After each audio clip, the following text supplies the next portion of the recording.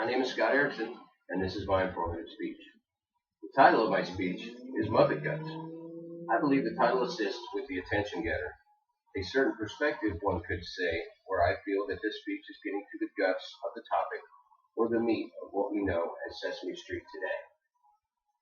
My topic is a brief informative speech on Jim Henson and what his joining Sesame Street did for children's learning and the imagination and the tools he used to help educate. I feel that some of the processes of children's learning can be credited to Jim Henson and his work on the Muppets and Sesame Street. I may not be an expert, but the enjoyment of watching Sesame Street as a kid in the late 70s and early 80s remain in my memory.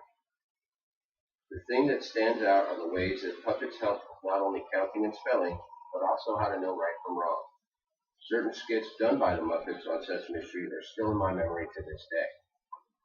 Jim Henson did not want to join Sesame Street at first. When he did, he appeared separately from the normal aspect of the show. Once the quality of Henson's work was seen, he was allowed to create what we know as Sesame Street as well as other Muppet projects.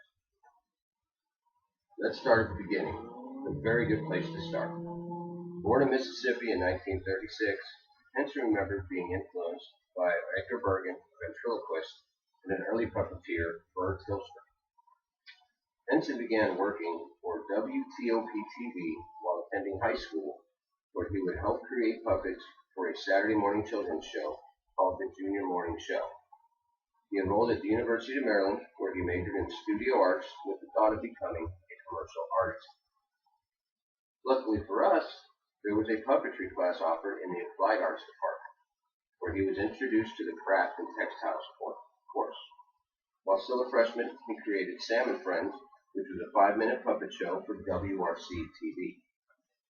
Now that we know a bit about the man before Sesame Street, let's look deeper into the rabbit hole that is Jim Henson's imagination. The first show Henson created, Sam and Friends, was a forerunner to what we know as the Muppets today. A prototype of the most famous Muppet, Kermit the Frog, was also created during this time. While working on this show, he began experimenting with different techniques that ultimately changed the way puppetry was used on television. Henson believed that the television puppets needed to be alive and sensitive, so he used the frame of the camera as a guide so that the puppeteers would not be seen, adding to the illusion. In order to give the puppets more life, he started to use felt to give the mouth of the puppet more pliability. The words spoken would actually seem like they were being spoken by the puppet. Henson went on to create Bert and Ernie, Big Bird, Oscar the Grouch, and Cookie Monster, as well as a game show host named Guy Smiley. He also perfected my favorite, Kermit the Frog, which at first appeared as a roving television reporter on Sesame Street. Henson's Muppets first appeared separate from the realistic spots on Sesame Street, but eventually the show integrated the two segments and placed more emphasis on Henson's work. After the integration of the Muppets and the actors, Sesame Street opened a new way to educate our children by incorporating real-life situations with the Muppets to achieve a new perspective on learning. The Count, which was a vampire that loved to count, was one of my favorite Muppets at that time. Giving Big Bird a childlike personality allowed children to associate with them and in turn increasing the influence they had. We have now come to the end of my speech. I do hope I was able to inform you, the viewer, on a subject that interests me.